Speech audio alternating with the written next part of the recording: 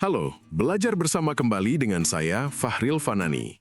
Pada video kali ini, kita akan melangkah lebih jauh dari konsep dasar menuju realitas di lapangan sebagai bahan pembelajaran pada mata kuliah Manajemen Infrastruktur dan Transportasi.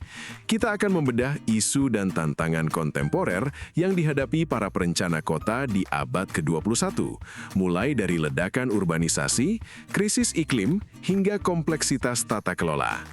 Peta jalan pembahasan pada video kali ini mencakup 5 pilar krusial.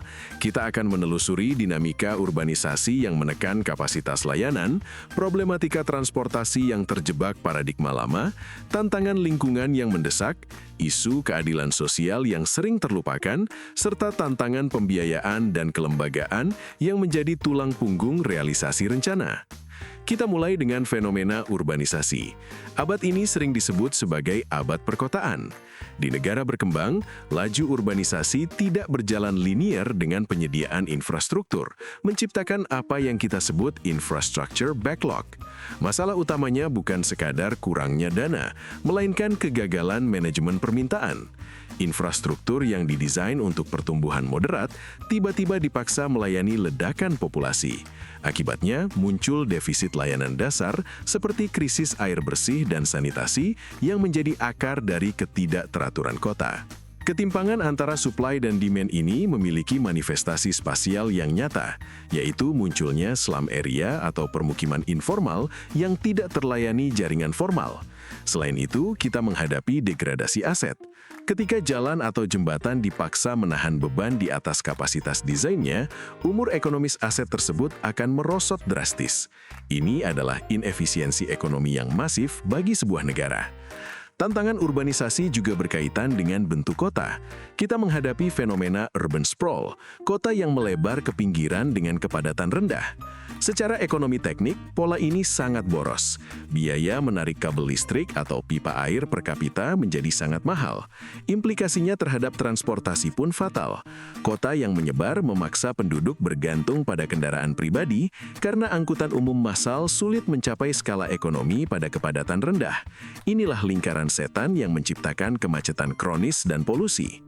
Sementara kita berjuang membangun yang baru, infrastruktur warisan atau legacy infrastructure seperti pipa air peninggalan kolonial atau jembatan tua kini memasuki fase kritis.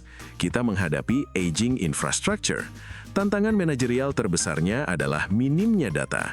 Tanpa digitalisasi aset bawah tanah, perbaikan seringkali bersifat reaktif, menunggu rusak baru diperbaiki. Padahal pendekatan reaktif ini jauh lebih mahal dan mengganggu stabilitas layanan publik.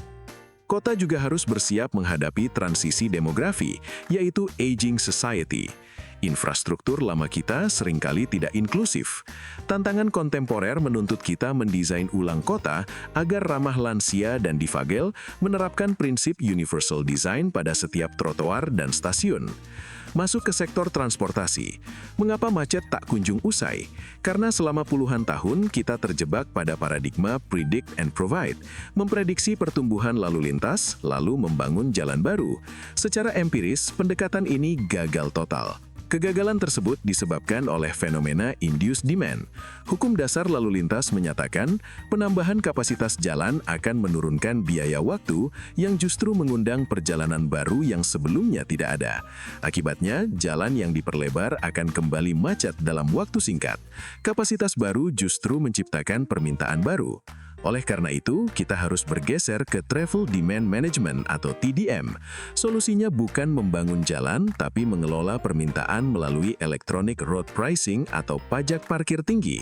Namun tantangannya adalah resistensi sosial. Masyarakat sering menganggap kepemilikan kendaraan pribadi sebagai hak asasi, bukan privilege yang memiliki eksternalitas negatif. Disinilah kemampuan komunikasi publik seorang perencana diuji. Di Indonesia, tantangan ini diperparah oleh dominasi sepeda motor. Dengan biaya operasional yang sangat rendah, motor menggerus pasar angkutan umum konvensional. Ketika angkutan umum kolaps, masyarakat rentan yang tidak punya kendaraan akan semakin terisolasi. Ini adalah krisis mobilitas yang serius. Jalan keluarnya adalah revitalisasi angkutan massal seperti MRT atau LRT sebagai tulang punggung. Tapi ingat, stasiun megah tidak akan optimal tanpa integrasi first and last mile. Tantangan kontemporer menuntut integrasi fisik, jadwal, dan sistem pembayaran yang seamless agar angkutan umum mampu bersaing dengan kenyamanan kendaraan pribadi. Kita beralih ke sektor lingkungan. Sektor transportasi adalah penyumbang emisi gas rumah kaca terbesar. Solusi dekarbonisasi melalui kendaraan listrik atau EV memang menjanjikan. Namun, sebagai akademisi, kita harus kritis. Jika sumber listriknya masih dari batu bara, maka emisi hanya berpindah dari knalpot ke cerobong asap pembangkit.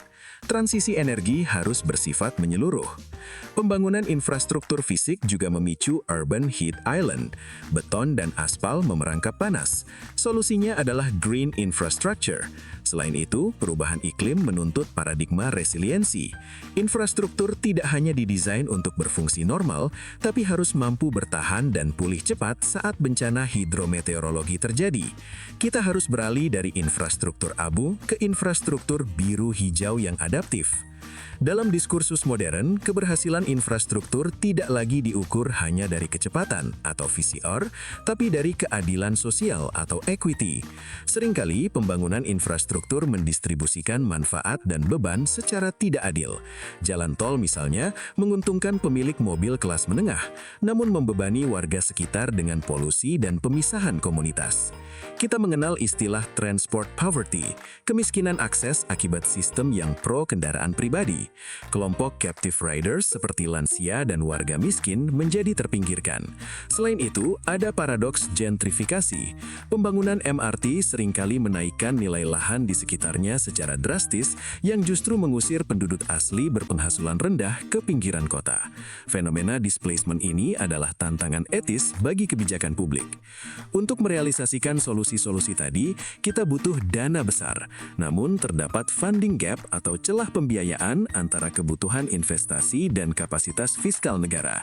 Ketergantungan pada utang bukanlah solusi jangka panjang yang sehat. Maka skema KPBU atau Public-Private Partnership menjadi krusial, meskipun menuntut pembagian risiko yang kompleks. Inovasi pembiayaan yang paling potensial saat ini adalah land value capture. Konsep ini berusaha menangkap naiknya nilai lahan privat yang terjadi akibat investasi publik untuk dikembalikan membiayai infrastruktur itu sendiri. Ini adalah prinsip keadilan, beneficiary pays. Terakhir, namun yang paling sulit adalah tantangan kelembagaan. Pengelolaan infrastruktur kita menderita fragmentasi dan ego sektoral. Jalan diurus Bina Marga, drainase oleh Cipta Karya, lalu lintas oleh Dishub. Ketidaksinkronan ini menciptakan inefisiensi. Terlebih di wilayah metropolitan, masalah transportasi tidak mengenal batas administrasi. Kita membutuhkan reformasi kelembagaan menuju otoritas transportasi yang terintegrasi lintas wilayah. Sebagai rangkuman, tantangan manajemen infrastruktur kontemporer menuntut pergeseran pendekatan dari supply oriented ke demand management, dari orientasi kendaraan ke orientasi manusia, dan dari pendekatan sektoral ke pendekatan terintegrasi yang resilient dan berkeadilan. Tantangan ini bukan sekadar masalah teknik sipil, melainkan masalah multidisiplin yang melibatkan ekonomi, sosiologi, dan politik. Di tangan Anda, para calon perencana, masa depan kota yang layak huni dipertaruhkan. Terima kasih atas perhatian Anda. Mari kita diskusikan lebih lanjut. Jangan lupa like dan subscribe untuk terus mendukung channel belajar ini. Salam sehat dan bahagia selalu.